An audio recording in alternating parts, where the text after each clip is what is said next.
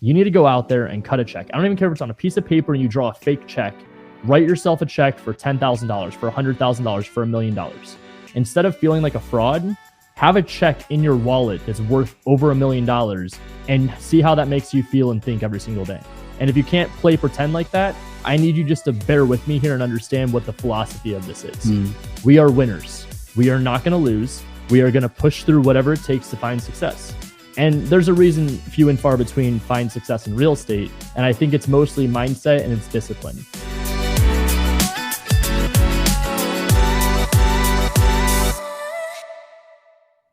Welcome to another episode of the Wholesale Elite Podcast. I'm Isham Hipshire. And once again, I'm not joined by my partner, Tanner Santucci. But guys, if you're looking at the screen or if you're listening or if you saw the title, we lucked out. We did it. We got the man, the myth, the legend, Mr. Ryan Zolin on the show today. Ryan, how are you, sir? No complaints, bro. It's a Friday. Appreciate you having me on. It is a Friday, indeed. A very good Friday. Man, this is I'm speechless. Like the caliber of people that we've been able to get on our show recently has been mind-blowing. And I'm really looking forward to this conversation, dude, because you know nothing about me. I know a decent amount about you, but I've been lurking in the background and just learning from you and paying attention for a while now. And it's been, I mean, your story seems to be incredible. So I'm really looking forward to getting the background of the story. And one of the things that we really like to do on this specific podcast, the whole intention of this thing, man, was it wasn't for, we have a land business, you know, we're all land. And so we don't get any sort of kickbacks. There's no like send us your deals or any of that thing. It was truly started as a mission to really help people. Because one of the things I noticed is when I got started, you know, this was May of last year. There's no coaching program, none of that I was a part of. I saw a TikTok video from Paul McComas and was like, that sounds awesome. I've been wanting to get into real estate for a long time. Jumped right in, and I knocked out my first deal. It was a $20K deal in like 3 weeks or something like that, right? And then, you know, going through the motions and learning systems and whatnot, I ended up joining Astro Flipping. And while I was in there, I was noticing just people were struggling on their first deal. Like a lot of, like, that was the thing. Like there was so much drama around getting your first deal. And I'm like, first deal was nothing. Like that wasn't hard. So I had to really think back, like, why was I able to get my first deal so quickly? Like what happened? And what I realized, it was mindset. Like it's the mindset that I had that like, I wasn't going to be denied. There was no timeline. I was just going to go all in, give it all I got and keep giving it all I got.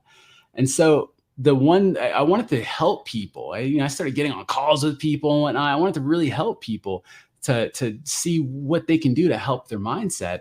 And while I was talking with Jamil, the idea of the podcast came to my mind. And I asked him, what do you think? Jamil's like, go for it, bro. And so that was, I don't know, November of last year. And since then, man, it's been an amazing resource for people. And so what we do is, man, we just dive into your story. So we're not going to talk tactics or, agent outreach or any of that stuff, because I know you're the master of that. And you got a ton of content out there. I want to know your story, man. I'm fascinated by it, dude. So, dude, I wanted to just kick it over to you and let's start, dude. I would love to hear kind of your origin story, where you're from, how did Ryan Zolin come about? For sure. Yeah. I always, it's tough when you tell the story like a million times, because it's like, you always feel like you missed something. And then every time you tell it, there's always something else that pops up. Nothing too crazy. I mean, kind of typical American story, but family's divorced, moved out here from Chicago when I was young. My family was still together at that point, but we moved across country for my mom and dad to start a restaurant repair company. The background on that was neither member of my family, my mom or my dad, had a college degree. And I was very instilled when I was young that college, because they didn't want me, like, again, most American families. The reason why parents are strict is because they don't want the kid to end up similar to where they were, without options, without control, without ability to scale, to make more stability or income, whatever you want to call it. My dad was working in a factory and he was kind of like capped out, making a certain amount of dollars per year. And at a certain point, things go wrong. There's issues that pop up with machinery. There's things that go on over at the bakery. And they used to call these technicians that would come out. And my dad was the one signing off on like all the bills. And so he'd see a $4,000, $5,000, $7,000 bill that they were just paying for equipment to be fixed. But my dad was the one that was kind of doing majority of the work of repairing it. So while he was capped as a W-2 employee or whatever his agreement was with that company, watching somebody else come in and be of service and solve problems, providing value, right? They were able to make a lot more money than he was as the employee that was basically running the place. So what inspired him was a better life for me, my mother, and then also I have a half brother. We have the same dad, different moms. So with all that, my dad decided to late 30s go into trade school, and he learned how to become a restaurant repair technician. At the time, they had mentioned that some states in the West Coast, Arizona, New Mexico, I think it was like Colorado and one other state, maybe Utah. Okay. Those were really good opportunities to go out there and start a new life. And so my dad, my mom, and I went out here to come visit, went back home, packed up our bags, and suddenly we were out in a state with no connections, nothing. So that's what brought us to Arizona. Mom and dad decided to take a risk. I mean, we're talking $70,000, $80,000 in credit card debt, starting up a company. My mom's door knocking, putting flyers out. Do you own a restaurant? Do you need repairs? We will do this, this, and this for free. We'll do X, Y, and Z that most like corporate companies wouldn't do. Fast forward, I mean, it's been, I think, 20, 21 years now. It did cost the marriage, but my dad ended up opening up a HVAC branch. My brother's now the CEO of that company. As you could tell, the obviously only thing that didn't occur there was that I didn't end up working for that company. So sure. I ended up trying it during like school breaks, during high school and whatnot, spring break, fall break, winter break, summer break. I just didn't really like arm deep down in fryers. I didn't like being on top of a roof where it's 130 degrees, installing AC units. All of that stuff I have a lot of tremendous amount of respect for, and I know how much physical labor it takes to do what their job is. It just was never a focus for me. So I got that entrepreneurial mindset growing up. Conversations at the dinner table were a little bit different. It was How were they? Business, taxes, offsetting taxes, employees not doing enough. How do I scale? How do we sacrifice? How do we do X, Y, and Z? The thing I will say that, not for pity or anything like that, but I was the kid that grew up without dad. Dad was always out. No soccer games, no baseball games. I was lucky if he made it to any of my karate stuff. But it was just me and mom. So that's what ended up costing the marriage. Was parents weren't on the same page. Dad wanted to scale and make a lot more happen. Mom wanted to enjoy the fruits of the labor. So that's what split them up, led to probably, I don't know, I think it was like third, fourth grade. They ended up splitting. I went back and forth to Chicago for like 4 or 5 years, where it was like started kindergarten out here, ended it in Illinois, started first grade out there, ended it out here. Started second grade out here, ended it out there, started third grade out there, ended it out here. So it was like crazy going back and forth while the parents were trying to put bandages over the marriage. But right. That had nothing to do with it. I mean, obviously it all was turned out how it was supposed to. Family is okay. Everyone's in good, like, standing condition, but it was just not meant to be. So I see. Man, that's kind of a lot. And I don't want to go, too much into your, definitely not your personal life, because, it's a lot of it's none of my business, but, just for the sake of people being able to relate to your story, I think it's pretty important, because you're a pretty put together guy, you know what I mean? And like my partner, he's 26, I'm 42. And how old are you, Ryan, if you don't mind me asking? 25. Okay. When I was 25, I was not polished and put together like you and guys like, my partner are.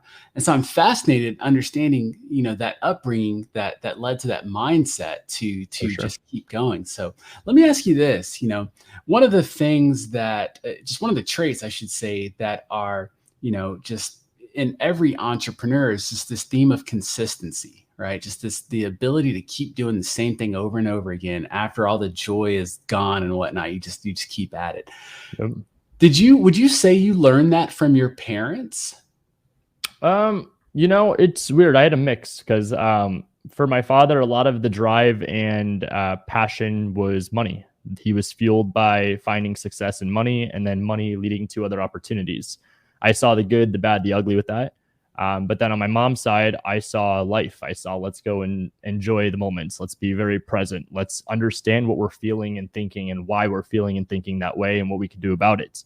So I got like a really good counterbalance. I didn't have strict parents by any means. They had beliefs and opinions, but I was also the kid that I'm sure you could tell, especially by the end of this, that whenever somebody tells me to do something or pushes me in one direction, I get turned off by that. So they learned pretty quickly that if they wanted me to comply, it was just by communicating. So I always went to my parents with stuff, never had to hide anything. They were always the type that wanted me to go out there and do stuff on my own and figure it out. I don't know. I feel like, I don't know if that answers the question or not, but I do find joy in helping people. And I think that it kind of is similar to how I grew up. I want people to be able to communicate to me knowing it's a safe space. There's never really any judgment on my end because I understand variables are very real in life. And a lot of times the things that people go through, all it really is perspective. I can only, to some extent, put myself in somebody else's shoes and imagine and feel what they're going through. But if they can give me enough perspective based on what they're communicating to me, I can hopefully give enough guidance and opinion as to what would be in their best interest. Man, that's powerful. That's very powerful. Gosh. So as far as the judgment goes, man, because that's a big thing. You know, one of the, for people like you, I would find that it's, you know, it's almost like you have the solution to a lot of people's problems if they can just speak openly and honestly to you about their situation, right? But a lot of times people fear doing that for judgment. How are you able to overcome that fear for them and make them comfortable with being able to tell you things that are going on so you can help? So this is like my mom's infamous saying, but it's like, it is what it is, and control what you can control. A lot of times, whatever's supposed to happen in the world will. So if I'm at the right place at the right time, even like this right here, you and I talking today, that happened for a reason. So it comes down to people being accepting of whatever advice they're going to get, hoping obviously that it's from the right person. But if they're willing and able and accepting of the information that I'm going to give them, then it'll work out however it's supposed to, good and bad. I mean, I'm not always right as well. Sure. So with that said, I mean, there's a lot of times that I go to people and I'll ask them for advice too. And I'm accepting of whatever input it is that they have. So I think it's really just on the person that is receiving the advice that they have to be open to accepting it. I see. That makes sense. Let's go back a little bit to your story now with your, so I assume that your dad, moved to Phoenix, started the business. And you're saying you're going back and forth. Are both your parents living in the area? Yep. So they're here. When we were traveling back and forth, it was my mom and I, rather than ripping the Band-Aid and just divorcing. It was a weird, fucked up game of like back and forth, taking me to Chicago, back here, to Chicago, back here, trying to make it work. It just didn't. Final time, it didn't work out. Just ripped the Band-Aid and got divorced. So I see. Dude, my parents divorced and remarried 3 times before they called it off. And so it's funny. I was just having a conversation with a friend on my way here about that situation. So I can relate. It's interesting. I mean, honestly, I was young enough to where I didn't really know what was going on. The only thing I can ever really remember and relate to is that I had friends that were in Chicago and friends that were out here that kept saying, where are you going to be? Like, are you staying here or are you going back? And every time I would end up in another state, it was like, no, I'm here for real this time. And then by the time I was like 4 months, 6 months later, I was gone. Oh, no. But, no, it's all good. It's all good. So, you graduate high school in Phoenix area, Arizona. What next? What happened? What sparked this real estate flame?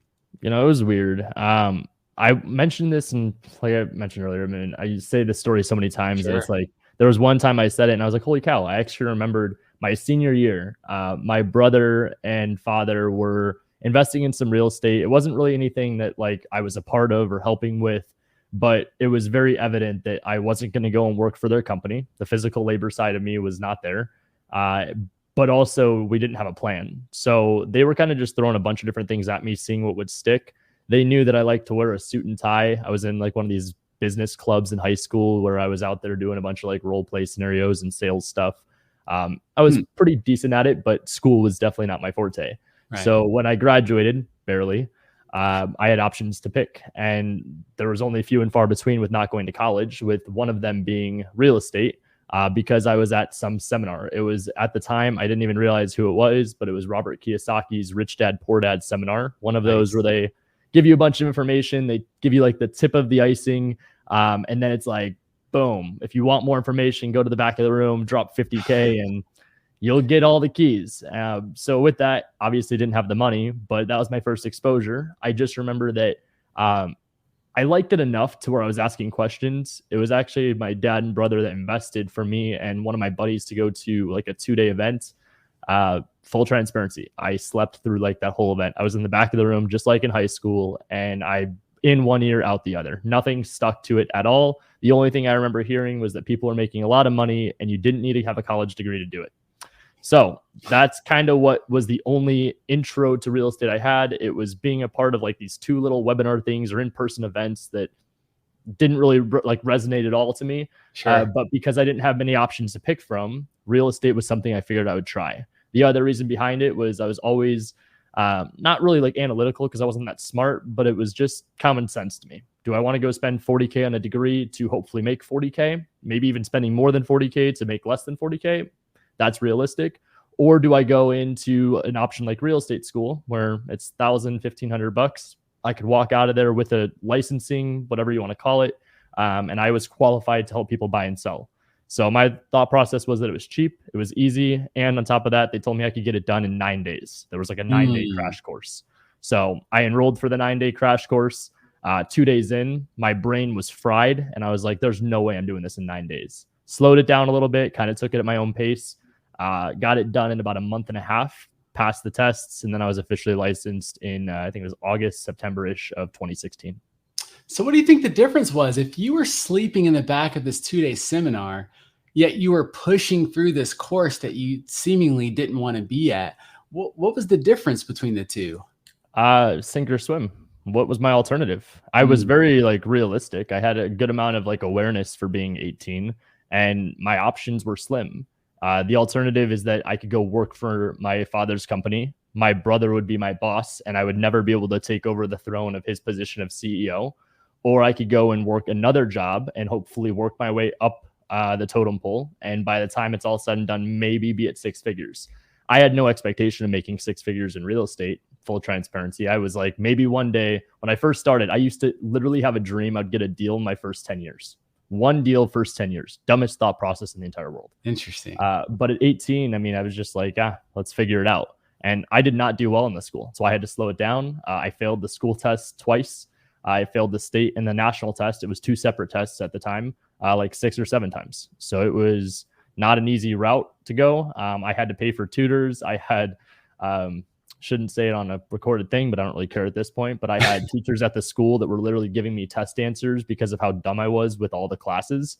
So they were helping me get past it all. But at a certain point, I mean, did I have any kind of qualification to be a realtor? No. And I feel like even after I passed the test, I felt clueless. I didn't feel like I learned anything in the real estate school. I didn't feel like I understood anything. The only thing I was slightly good at was the math because I had just gotten out of high school. A lot of the people that were around me, 40, 50, 60 years old, they'd been out of the math game for decades. So for me to be at least fresh out of high school, I was able to understand some of the basic math that was needed to be done.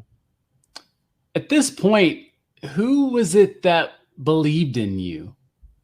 I mean, I had my family pushing me, but like belief wise, Yeah. I don't think I really had anybody in real estate. That's the one thing I love to debunk is, you know, it's always crazy when you start coming up with some money and you're young, people make assumptions. It's daddy's money. It's this handout. It was this connection. It was this, it was that. Sure. I didn't have that. I didn't have any prior connection to real estate other than my dad and brother watched a couple HGTV shows and bought a few houses. And when they were 30, 40,000, like that's nothing. They were out there just buying properties because they had offset taxes. So there was no one really deep in the real estate game. The belief side, I really think it was myself. Like, and I don't want to sound like some arrogant asshole, but I believed in myself because I saw what my family had to sacrifice to move across the country where they had nothing. So I could feel sorry for myself, but the perspective at a young age was that I saw my family sacrifice legitimately everything to go to a state across the country where they had no money, no connections, they had no prior business relationships, and they built something incredible. So I knew it would take time, but that's kind of where I think my thought process and the belief of if it takes me 10 years to get one deal, I'd be 28. Okay, 28 years old. I've got one deal under my belt in 10 years. I'm probably the world's worst realtor slash investor, but one deal at 28, shoot. Okay. Who around me is 28 years old that is in real estate that's been doing it for 10 years? And now, I mean, I'm 25. I've been doing it for 7 years. I have seniority over a lot of people, and I'm to a lot of them half their age. So if I'm half their age and I've got 7+ years of experience, I'm right where I thought my projected. Obviously, I've done more than one deal, but like at 25, I'm here like where I could say with confidence I know what I'm doing. So I believed in myself. I had a good supporting background. My mom and dad believed in me. My mom was definitely cringing over not going to college, but as she started seeing some success, she was always supportive. Right. So, Has there been an insult or a criticism that people have said about you that you actually see as one of your greatest strengths? Yeah, I mean, it's kind of cliche and it kind of goes what we were just talking about. But when I was first getting started, people would criticize me because of my age. And I did believe it. But the thing that was my biggest strength is what I have that is the most value that most people don't have, and it's time. I am very efficient with it and I'm very intentional. I don't like to waste time. I'm probably the world's like shortest tempered 25-year-old you'll ever see, because I just feel like life is getting wasted. So at the same time, while I'm 25, youth, I'm young. I'm not even 30. Like I got 5 more years till I'm 30 years old. I got plenty of time. So while a lot of people are worried about having to get stuff done in next 1 year, 3 years, 5 years, if I take 10 more years, okay, I'm 35. By 35 years old, what will I have accomplished? It will hopefully be a lot. Well, yes. Gosh, I mean, you've done so much at this point. I know we'll get there eventually. I definitely kind of still want to stick to the story. There's so many questions I want to ask you, dude, just to dive into your brain. But I really want to get a better understanding, because I'm sure there is a lot of stuff where you told your story, but I feel like everything that so far that me personally that I've seen on you is mostly, a lot of the tactical stuff and you sharing tips on agent outreach and whatnot. And so I apologize if I really wasn't aware that you'd gone over your story that much. No, you're good. I don't mind sharing it because you never know who it's going to get. And at the end of the day, like I said too, like there's a lot of times that one extra piece gets added in that you forget to tell from the last time. So everything working out the way it's supposed to and everything happening for a reason. There's going to be somebody that hopefully listens to this that will resonate to it, that will hear the story that wouldn't have been able to hear it from other platforms. Maybe they just didn't know who I was, or they didn't know the people that I've been connected with. And it opens up their eyes to a whole different chapter. Well, okay. Well, let's go there then. So you get your license, you're an agent, and there's a big rub. I shouldn't say there's a big rub. That's making an assumption, but there maybe used to be, and we're working on it. There's a rift between agents and investors or wholesalers. Very much. There still is to this day. Absolutely. How did you feel about investors when you first learned about that? I was intimidated, man. I wasn't intimidated. I was beyond intimidated, I should say. I started off on a team at Keller Williams where I was an ISA. I was an inside sales agent, where they made me wear dress clothes, and I sat with a little partition up in the back corner by the bathroom, and I had to make calls with a headset on literally for 10 to 12 hours a day. So I remember when the team that I was on at the time used to mention that they had investor clients that they would buy properties with, and they were doing JV deals, but they never called it a JV. And so they were fix and flipping houses. They were selling luxury deals. They were doing a lot of even creative finance stuff, but it just was well over my head. I was only there for a short little pit stop, ended up finding a mentor afterwards that took me under his wing. And the thing that really opened my eyes was that my mentor at that time was an investor. So not to share too much of his background, but he ended up creating a company that got regulated by insurance, that he ended up selling it with a partner for like $44 million. Dude walks away with like 20 mil, obviously before taxes. And he offsets a lot of it by investing into real estate. He starts watching the market go. Market's about to crash in 2008. He sells off all the properties. He buys them back from the people he just sold it to after the market crashed. Wow. So I saw a guy that was probably one of the smartest people I've ever met in real estate, very low key, under the radar, but he was making like $250,000 a year from the pizza shop he owned. He was making about 50 to 100K a year off of traditional real estate. He was making 100K a year off of investing in real estate. He was making about 50 to 75K off of different ventures he had invested into.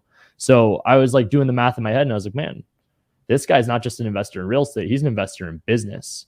And so as I was learning more from him as my mentor, he introduced me to a lot of what was possible. The only thing he didn't know was how to scale and efficiently do a fix and flip business at a very high level. And he had no idea what wholesaling was.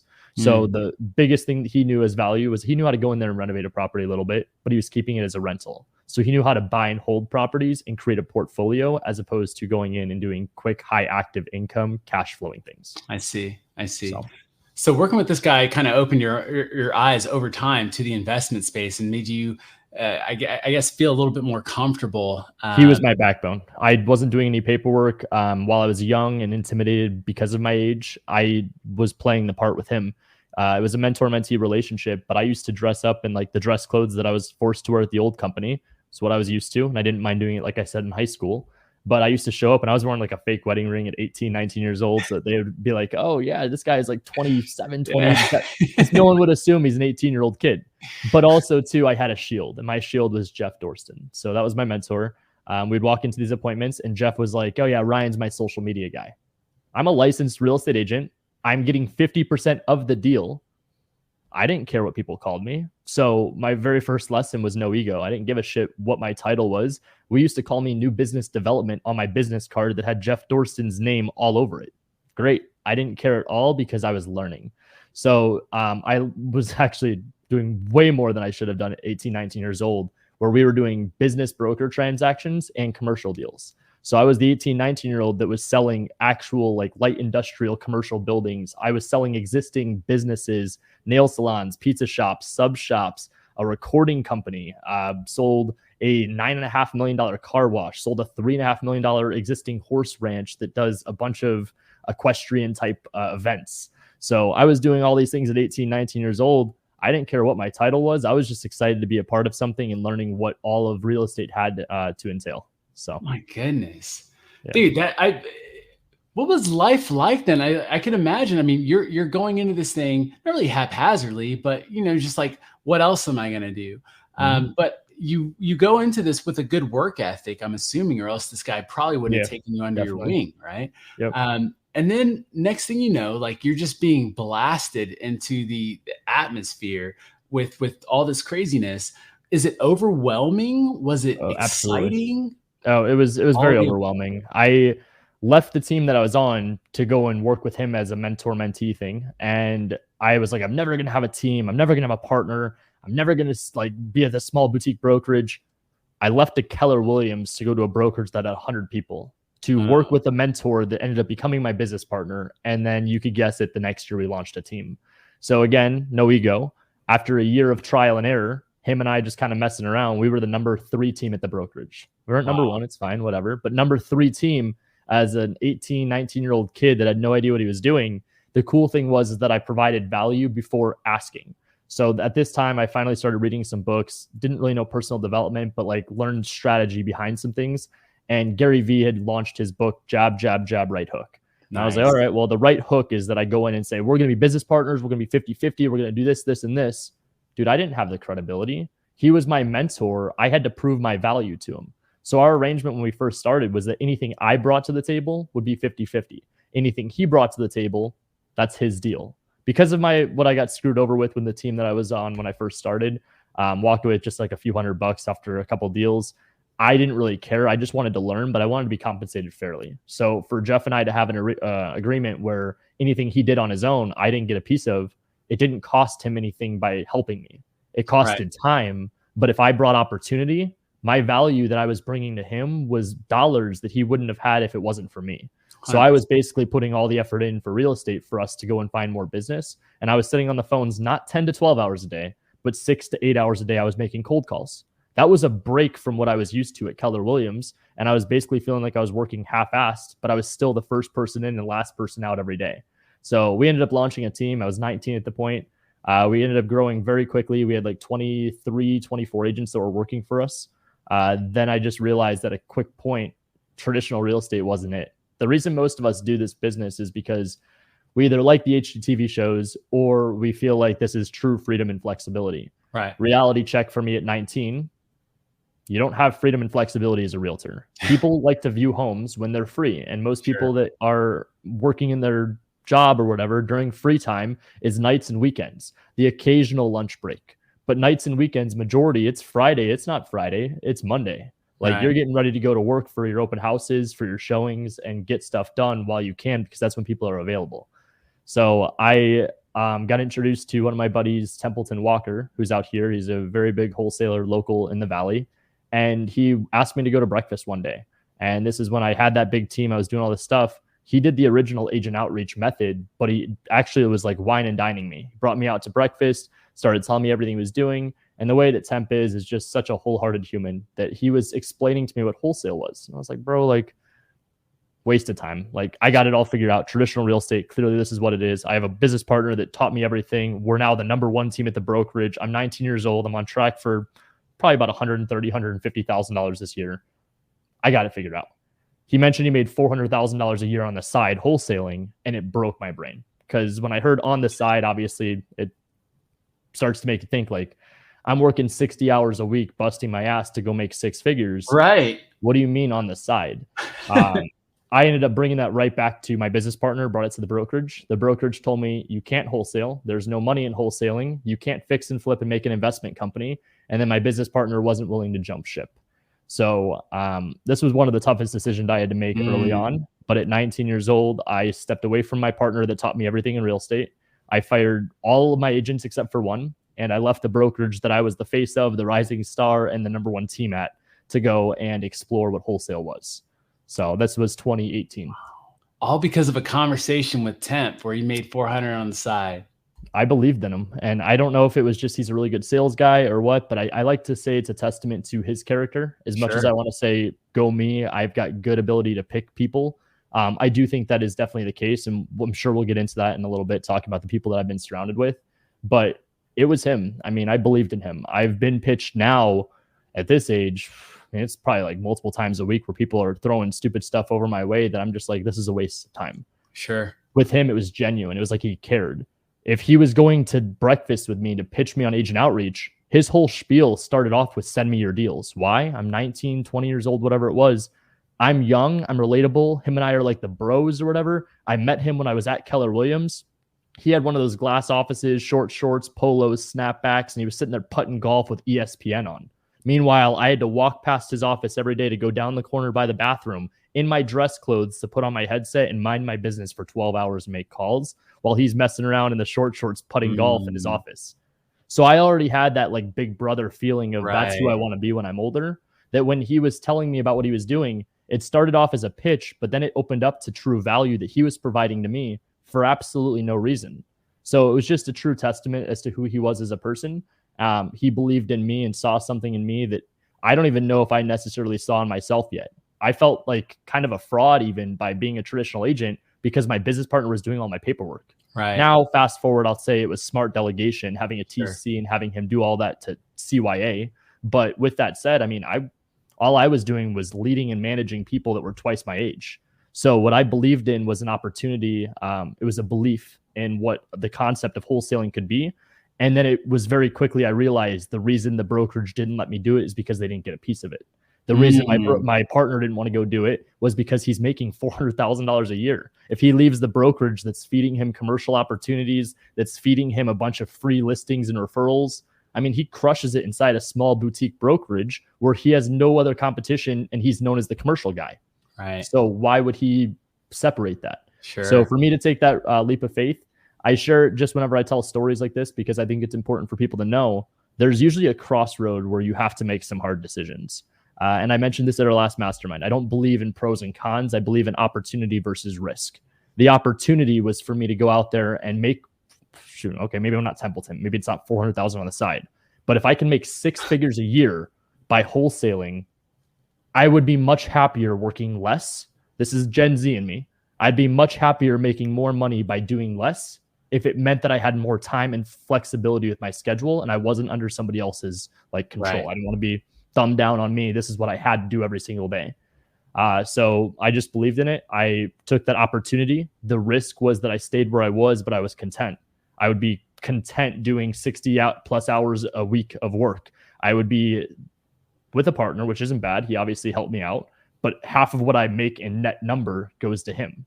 So is it worth what he brings in on his own with commercial and business broker deals, or is it worth me going and exploring something and figuring it out? I So see. that's what I did. Dude, what's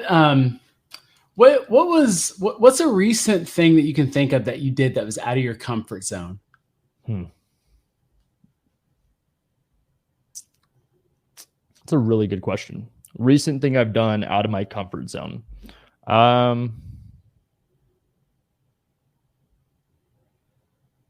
I don't know. I honestly don't know that answer, because I feel like at this point now, a lot of the stuff I do, it's calculated risk. I'm not really taking too many crazy swings or anything like that. I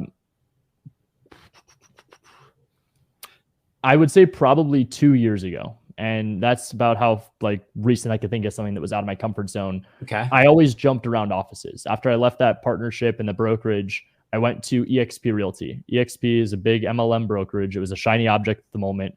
When I joined, there was like 3,000, 4,000 agents. It's over 100,000 agents now, just for perspective. I was joining that brokerage because it was virtual. It seemed more modern. It seemed like it could be the future. And the way it's structured is that Templeton was my sponsor. So any deal I closed, he got incentivized. The cool thing about that was that he was going to teach me. The bad part about that was that it was virtual. So what I started doing at a young age was I would go to like the shared workspaces, and I would rent like a room. I'd rent an office room. So I had a place to go to outside of just staying at home. At a certain point, we kept evolving, doing more deals. But a couple of years ago, I got an office building, personally guaranteed, put it in my name. And it was like a building. Like, I mean, we're talking like $4,000 a month. And I'd never spent that kind of money before on just a space. That was something that, I mean, was kind of the start to me revamping and restructuring and then starting to spend more money again. And the only reason I say it was out of my comfort zone is because, one, it was leased, which is not ideal. $4,000 out a month is a lot of money to be just spending when it's basically burning. The second piece is that exactly what my worst nightmare was is what happened. Last year, we lost half the team. So I had a big office building. I had all this space with a lot of overhead and a lot of risk while personally guaranteeing it. And there's 4 people. You don't need that. So fortunately, being in real estate and having commercial background, we got it subleased. I'm cash flowing some money on it now. But there was a good 6-7 months there that I was spending that every single month on my own. No help, nothing like that, without a team even being in the office. So comfort zone, it is what it is. But there's plenty of learning lessons. And I'm sure as time goes on, I'll think of some more. But there's just lots of learning lessons. Sure. For the for the people out there that, I mean, they're definitely not as deep into it as you are and whatnot. And, maybe they come across some setbacks or two. I notice a lot of them can not really take people out of the game mostly, but it hurts. They put a lot of faith in the things panning out, and it doesn't. How do you deal with disappointment right now in business? You don't. I mean, if you're going to let it define you, I mean this with all due respect, and hopefully, again, I'm not taken the wrong way, but if you believe you're a loser, you are a loser. If you believe you're a winner, you're a winner. It's the cliche sayings. I mean, I could list off a bunch of them inside here, but like, you don't lose, you learn, right? You win or you learn. I think that's important, but at the same time, this goes back to the opportunity versus risk. If the risk is that it wipes you out, you shouldn't be taking that risk. It's the same thing I tell people. I'm like the one guy that sells education that tells a majority of the people I talk to not to buy it. The reason being is that someone's like, this has to work, or this is my last X amount of dollars, or this is my Hail Mary. And I'm like, you want to know what I would do if I was in your shoes? I would do exactly what I did. Go and find value, which is finding a skill set. And if it means you have to work for somebody else, lose your ego. And if it means that you can't do it because you need to pay your bills, guess what? Go get a job. Like, it is what it is. I mean, throughout the story, I'm sharing a lot of the successes, but dude, there was a point I had like $30 in my bank account. This was after 3 years. I mentioned I left the brokerage. I left the partner. I was at EXP for like 3 months. I lost pretty much all the money I had made of what I had saved up. And then I went in and I invested into a couple of courses in education teaching me wholesale. The only downfall was that there was nobody saying, go do agent outreach and go do MLS. Right. That wasn't taught to me. So what I had to go and do was try all the different ways of wholesaling. And I went direct to seller. Dude, after 3 years of being told I'm crushing it and making all these great decisions, I was beating myself up like, I'm a loser. I'm a failure. I'm living in a townhouse and my girlfriend at the time is going to have to pay my bills. I'm done. I was told I was crushing it for 3 years and I've got less than $100 in my bank account. I can't pay next month's rent. Luckily, I doubled down on what I knew I could do. I've worked 10 to 12 hour days before making cold calls. Let's work 14. What else do I have to do anyway? Am I going to play some Madden? Yeah, I could, but like that's not going to pay my bills. So instead, I doubled down. I ended up getting a deal literally with like 3 or 4 days left from Agent Outreach for $30,000. That one deal defined everything. It gave me the confidence, gave me the proof of concept, and I stayed true to the course. So I think that it's a testimony to obviously our strategy, but it's a testimony to anything in life. If you give up and walk away when you're this close to the finish line, yeah, I mean, you're going to be upset. And I'd even done that when I was younger. I mean, there's a number of things in sports and academics where I was this close and I walked away. Right. So is that how I'm going to be in life? Am I going to be the guy that always gets this close and just walks? That's what I think most people even dream of, is getting this close. Right. Most people don't get this close because they're too scared. They're not willing to take the risk. And again, the crossover, I'm going to mention it again, opportunity versus risk. If your opportunity outweighs the risk and you have more to gain than you do to lose, 99.9% of the time, situationally, you should be taking that opportunity. And the reason I think most people don't is comfort. Comfort is the biggest drug out there. And I think the reason people are comfortable is because they enjoy the lifestyle they have. They cannot envision it. Not to go again, cliche manifestation or mindset or anything like that. I always believed I was a winner. I always knew I had what it was going to take to succeed. I just wasn't there yet. Right. So if you believe that and you actually are doing the right action steps to get there, time is really just fake. So what it comes down to is, as long as you're taking the right steps, that's again education, that's having the right foundation. As long as you're doing the right things consistently, I don't care who you are. A broken clock is right twice a day was my mentality when I was in my lowest point. So at a certain point in life, that one time it was going to be right on the day was a $30,000 check. That next crossroad, do I take that 30,000 and put it back into direct to seller? Do I go hire more VAs? Do I skip trace another list? Do I go get a new CRM? Hell no. I was just looking at W-2 jobs, bro. I put that in the bank. I saved that away, put some money aside for taxes. And I was like, I've got carry the 3. I'm like, I've got like 12 months of runway now. Nice. Hell yeah. Let's do this again. Let's go. So that ended up equating to a $250,000 a year. Why? Because I was in a different headspace. I had already had the proof of concept. I had already been told I was crushing it and I believed it. And at this point, I had the success. I found it. I understood it. I believed in it. I believed in myself. And at that point, it was also a realization that what one of my mentors, Steve Trang, had been saying this whole time, you don't need partners. Partnerships 90% of the time are actually bad. They are not going to be successful. The reason is that one person ends up putting in more effort than the other. Expectations aren't clear. One person has more skin in the game than the other person, or ego. Ego gets in the way where you just feel like you deserve more. Or you could do more without them than you could with them. So what I found was that because I didn't really have that ego side, what I was looking for with partnerships was that somebody else was going to take a workload off of me. That was when I started to realize I don't need partnerships. I need employees. I need assistants. I need people that are going to be delegated task holders of what I need them to do while I'm out here building what I need to get to the promised land for me. And as long as I take care of my people and make sure they understand where this ship is going, I'll see you guys at the finish line. Yeah. Yeah, dude, that's powerful, man. What would you say to someone? Because look, I feel like we are, I don't want to say we're cut from the same cloth, but you know, the reason why I feel like I got that first deal so quickly is the belief in myself. Same with you. Sure. Like there's just this attitude of undeniability. What's your message to people that don't have that belief in themselves? They're driving right now in the car and they're like, shit, man, like, sounds good, Mr. Confidence. What's your feedback to them? No one's going to care about it more than you. So you might listen to this and think that I'm super inspiring and you could do the same thing. You might be on the contrary where you listen to this, you're like, oh, screw this guy. Another one of those inspirational BS stories. Here we go again. I think you're right. No matter what it is you believe, you're right. So if you're at the point where you feel like you just can't figure it out, you need a new supporting cast. Right. If it ain't broke, don't fix it. Meaning that if you have deals coming in and you're finding success incrementally, as long as that's what you're okay with, stay there. If you feel like you're in this comfort zone where you're learning, we always hear analysis paralysis. It drives me crazy. I don't believe in it. I really don't. Thank you for saying that. I don't. I think that it's a waste of time and it's a cop out. When people say, oh, I've been learning this for X amount of years, or I've been studying it, or I've been doing this, or I invested in this community and it didn't work out. It's not the community. You didn't work out. That's again where I'm talking about intention. I'm talking about being very focused, doing the right consistent action steps. The right consistent action steps isn't waking up and time blocking a certain amount of time to go learn. It's about failing forward. I mean, I'm 25 and I feel like I'm wasting time.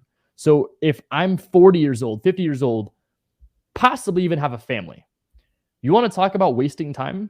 You don't have time to waste. And again, not to go dark or anything like this, but like, you have less time than I do. So if what you're doing right now and the reason you're jumping into a new industry and trying out this whole new craft is to better your life and better the future of those you care about around you, what are we doing on Zoom after Zoom after Zoom after Zoom? I do not give a shit about how much we're trying to learn. You want to know how the best people learn? It's literally by getting in the right rooms. And that's where I think the biggest issue with 2023 and technology and all this stuff is the majority of people that have a platform shouldn't. The amount of people that are out there acting as if they have the credibility don't. And I don't mean that again in some disrespectful ways if I've got it all figured out. There are so many things that I still have to learn myself. My problem is that we are so willing to accept and consume information from just anybody rather than just going and finding that one person.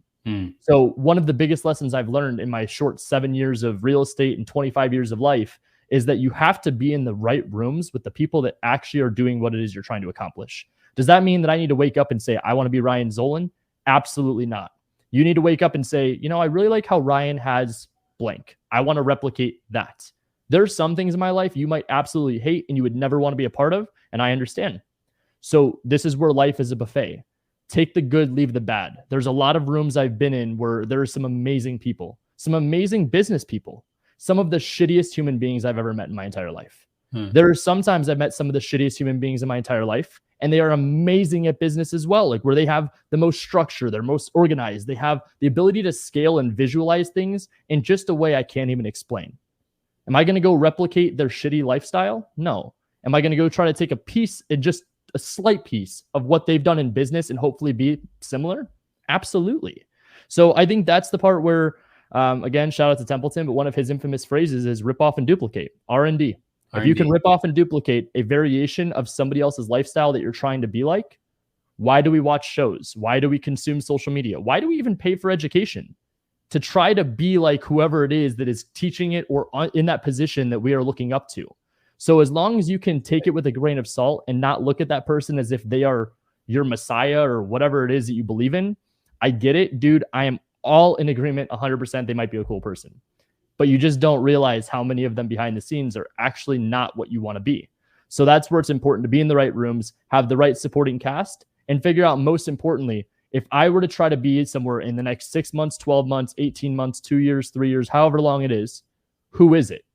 And whatever it is, whoever it is, pay to get in that room. If you don't have the money to pay to get in that room, can you sacrifice time? Can you go work for that person? Can you bring a deal to the table to get in the room with the person that you want to be like? I mentioned Templeton. I keep mentioning him. He's an amazing guy. Temp didn't have anything that he owed me. I told you I was at EXP for 3 months. How is Templeton one of my best friends right now? Right. By doing deals. What is the value that I brought to him? Deal after deal after deal after deal.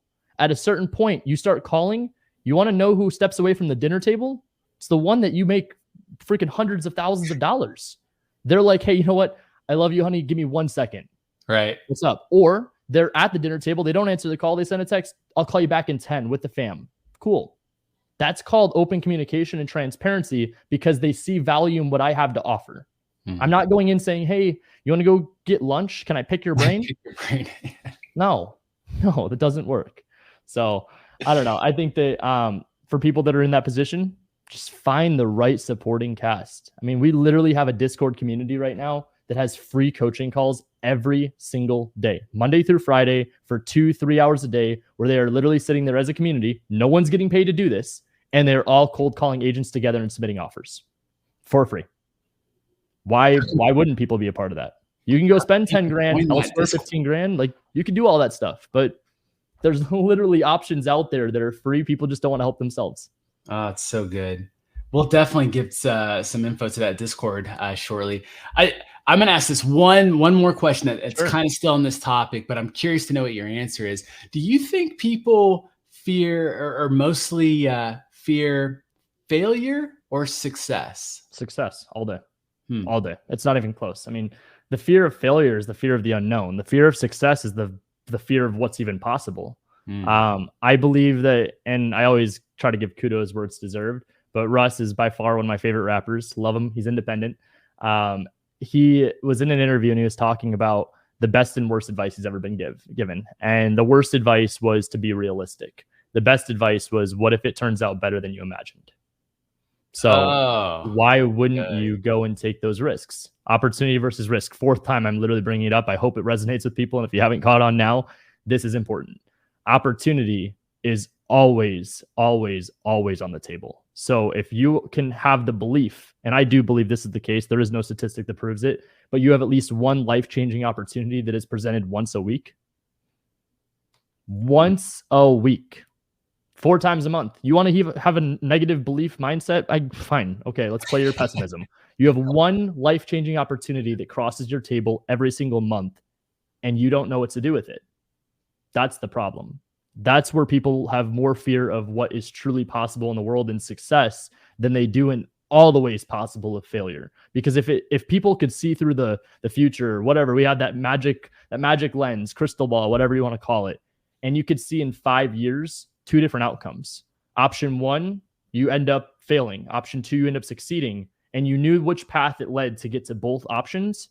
Obviously, everybody would pick the best case scenario. But if you could imagine what was even possible, the slightest bit in the best opportunity, bro, the amount of people that would be taking swings every single day would be so much higher. The issue with this, and I'm trying not to go too much on a soapbox here, is that it's society. It's our freaking school system. It's our educational system. It's what's indoctrined into people in life. Stay within the guidelines, follow the rules, do not break the rules. You break them, you're going to get slapped on the wrist and you're going to be canceled. You're going to be put in jail. You're going to be fined. You're going to have all of these scary things that could happen. I get sued all the time. Like, that's not supposed to be exciting. That's just the cost of doing a lot of volume in business. You have to understand that things are going to happen that are out of your control.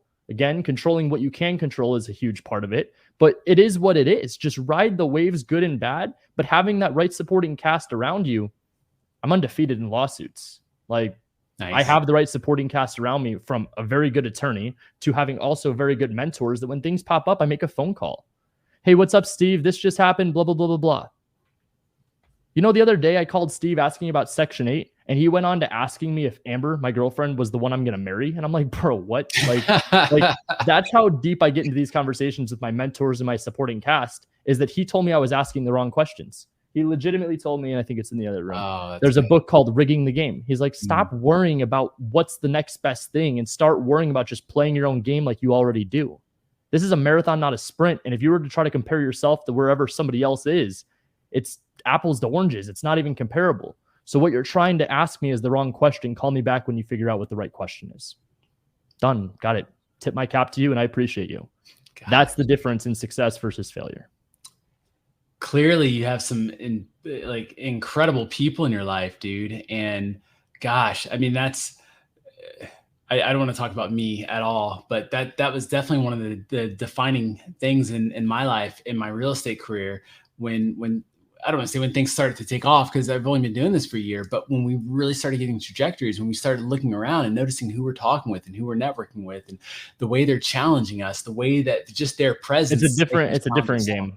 When you're in the game of trying to figure out deal number 1 versus how to get to deal number 500, the conversations are different. And that's not saying one person's better than the other. It's just different conversations. It's what we talked about at the beginning of this. Conversation I grew up with, we're not an employee mentality of, there's this union I'm a part of and we're going on strike, or this is how I can go get a $1 an hour raise, or this is how I can go get X whatever new video game with the paycheck that I'm living paycheck to paycheck with. Like, there was no, I don't even know what to call it. It's just like I don't know. I feel like middle class nowadays actually is like higher class than what they even give themselves credit for. Sure. But I feel like poverty truly can be broken. And I get it. It might be weird coming from me, but the amount of people that I've helped, that I've seen take what they've had nothing with, no money out of pocket, no credit, nothing involved in real estate, no connections, to getting a $10,000 check.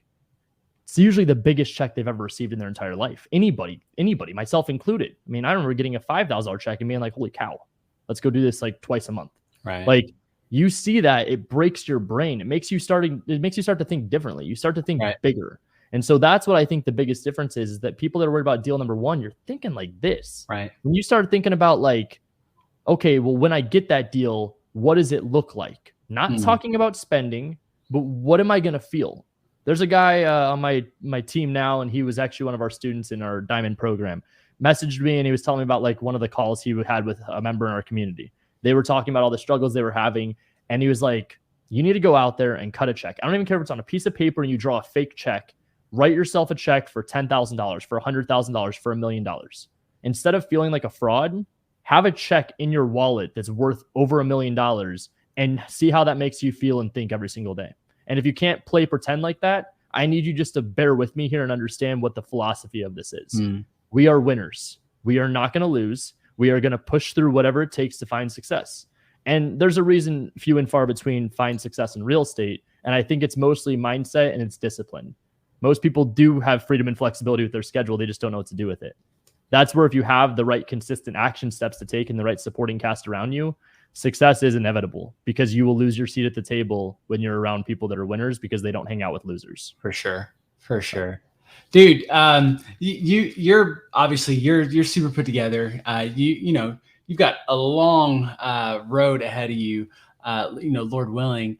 But as one could say, everyone can improve. We can always improve. Of course. What's a personal development trait that you are currently looking to improve on?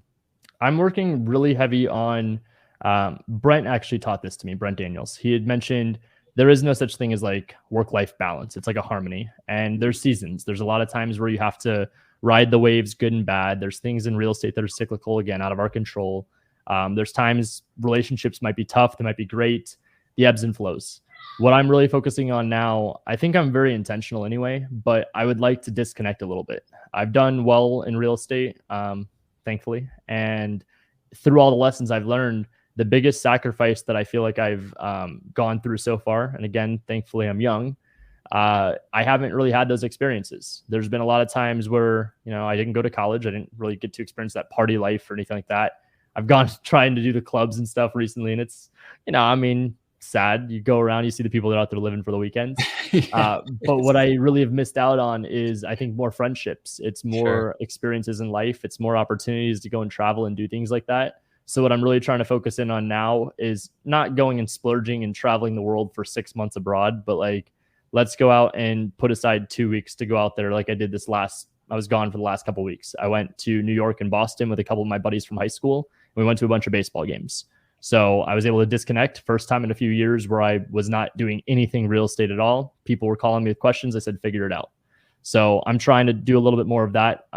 Not stepping away or anything like that, but just a little disconnect. I think that I'm at in my life and where I'm at in my career, I think some of the stuff we've done is earned. So I'm going to focus in on just trying to be a better boyfriend, be a better leader for my team, be a better friend to a lot of the people around me, and just see where it all takes me. That's awesome, man. Thanks for sharing that. It's something to keep in mind. Brent Daniels is a person for me who is a guy who I aspire towards in terms of like we're in alignment in terms of our goals and whatnot. I'm a lifestyle dude. I really enjoy lifestyle. I enjoy going places and things and weekends and whatnot. I enjoy leisure, but I don't revel in it, if that makes sense. Like I don't really look forward to it, but when it's there, I enjoy it. So yeah, for sure. My partner, on the other hand, he's a go. He's a hustler, man. And so we work well together there. But Brent's definitely one of those guys who he was one of the most inspiring guys I've been around. I had the fortune of doing a show with him for about a year, and I would even say I had to grow up a lot, even just being around him.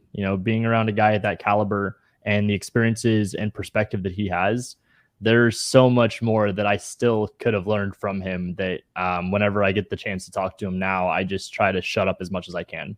So he's an amazing human being, and I just love what he's all about. Let me ask you this. This is kind of like just a friend to friend question. Like, Yeah. like I can hit the pause button on this podcast, but I want to ask you because you're in these circles, and this is a selfish question I'm going to do this time. I want to ask you if it kind of is my mindset correct on this. And so we've been fortunate enough to have some pretty, decent, pretty big names on our show, and just talk to other people who are doing crazy things. A lot of people who are well known and whatnot. And Brent is a guy who I feel like I don't have the audacity to reach out to him yet, and it's only because in the long term, I wish to gain a meaningful relationship with him, and I don't want it to be transactional at all, or, hey, do this for me, come on my pod, none of that stuff. Sure. Is that a proper outlook to have, or am I thinking too deep into it by saying so? I just don't Yes want to and reach no. out yet? I think it depends on the person. A lot of times, the people that are going to respond and stuff, what you have to be mindful of is like who it is you're speaking to. So whether they have representatives that you go through or assistants that you talk to, what you have to find is that sometimes there is a price to pay. So sometimes you have to pay for people to be on a podcast. Sometimes you have to pay to be in the right rooms with them. And I'm close to 6 figures deep in personal development with education and courses, communities, masterminds, all that kind of stuff. So I had the luxury of Brent reaching out to me, asking me to do the show with him just because I was making some noise out here in the market. And the show we were doing was millionaire before 30. Right. Obviously, I'm under 30. So I think I fit the criteria for what he was looking for at that moment. But with that said, what I could tell you is that even being on the receiving side of where a lot of times people message me saying, can I get coffee? Can we go do this? Can we go do that? It's always like the same pitch. So if you could find a way to be unique and stand out, I don't think it hurts. If I was in the position where I was trying to reach out to some people that I looked up to and wanted them to be on my shows or just be in proximity, the amount of times that like I have like stopped, I could count on like maybe 2 hands. What I would say is some of the things that have caught my attention, not that you ever want to buy friendships or anything like that. I'm at a dinner and I post a dinner. Somebody's called the restaurant and paid for the dinner. And I'm like, who the hell? Oh, wow. I'm like looking around like, who paid for this? They're like, oh, it's from so-and-so. And it's like an at name on social media. I've had friends that have had bottles of wine, bottles of liquor showing up at their house because they could tell that person loves whatever it is that the person bought. I would say handwritten cards is a very cheap, effective way of doing it, but it's something different to stand out. It's the same thing as prospecting for deals and for agents. After you're done doing a deal with an agent, a handwritten card with a gift card ends up at their mailbox. Realtors don't get gifts. So to catch someone's attention in 2023 is tough. Obviously, we always talk about value and you hear value mentioned by everybody, but you miss 100% of the shots you don't take is something I would definitely live by. I would just be very strategic and aware of who it is that I'm messaging. So if you're going to try to go message Gary Vaynerchuk, you're not going to send a letter to Gary V and get a response. You're better off just sending a DM over and over and over again until you do. Sure. With that said, I think gift giving is always an option. I think that providing value in the form of a deal or in something that they can relate to is always an option. There is always the crazy people that just randomly show up at the offices, and that's 50-50. And what I found is when people showed up with me, it was just depending on the day. There were sometimes like people would show up to my office because it was on Google and they were like, hey, is Ryan here? And people would be like, oh, do you have an appointment? And they're like, no, I just wanted to meet him. That caught me on some bad days where I'm like, tell them no. And there were some days you catch us as we're sitting around, just shooting the shit in real estate, and someone walks in, you're like, welcome, let's sit down and chat for a little bit. So all that said, I don't know if that's any good insight or information, but I would try to just be strategic and aware. Yeah, that totally makes sense. Yeah, it's one of those things where I don't know, I don't want to go too much into it, but man, you've given me so much of your time, and there's just a few little. It's kind of the common questions that I like to ask at the end because I get some valuable insight from it. I'm sure the listeners do as well. But what's a pain that you cherish the most? A pain? Yes, sir. The past pain. Sorry. It's tough because I think that I'm very outspoken. So I think it's a blessing and a curse because it can piss people off and burn bridges. but at the same time too, I speak freely and I could sleep at night knowing that I spoke my mind. Right. So being outspoken, when I first started in real estate, I wasn't really like that. I was a sponge. I kept my mouth shut and I absorbed as much information as I could, to whereas I got a little more comfortable, I got comfortable, felt comfortable saying what I felt and what I thought. I will say my gut intuition most of the time is typically right. But with that said, it's something that is a blessing and a curse. So cherish it because I think I communicate well. Upset with it because I think it gets me into some trouble. So okay.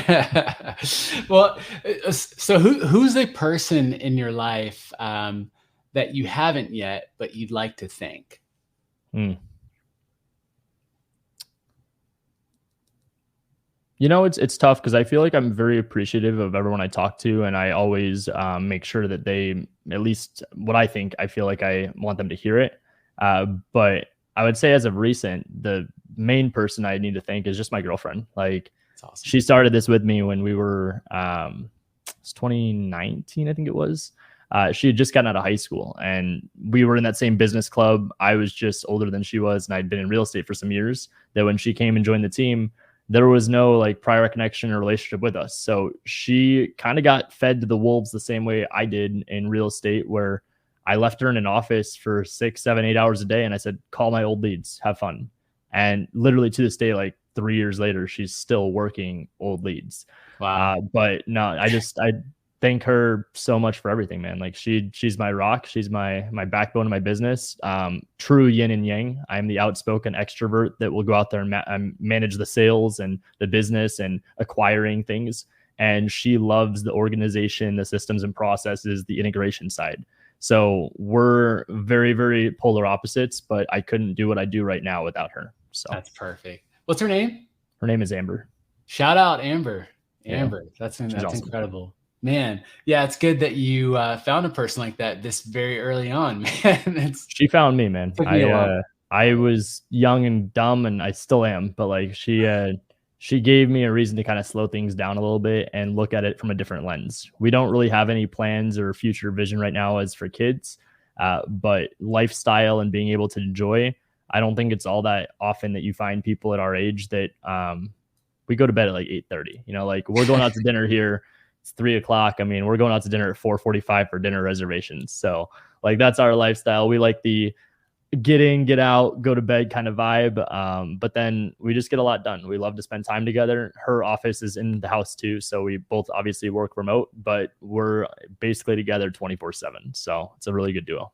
That's so funny. I can't wait to rub this in my partner's face. I always jokingly say that you two look alike.